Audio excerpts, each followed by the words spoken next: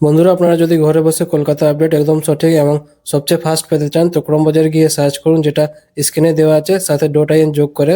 এর সাথে আরো অনেক কিছু পেয়ে যাবেন। তো সব থেকে ফাস্ট এবং ভরসাযোগ্য জায়গা এটাই।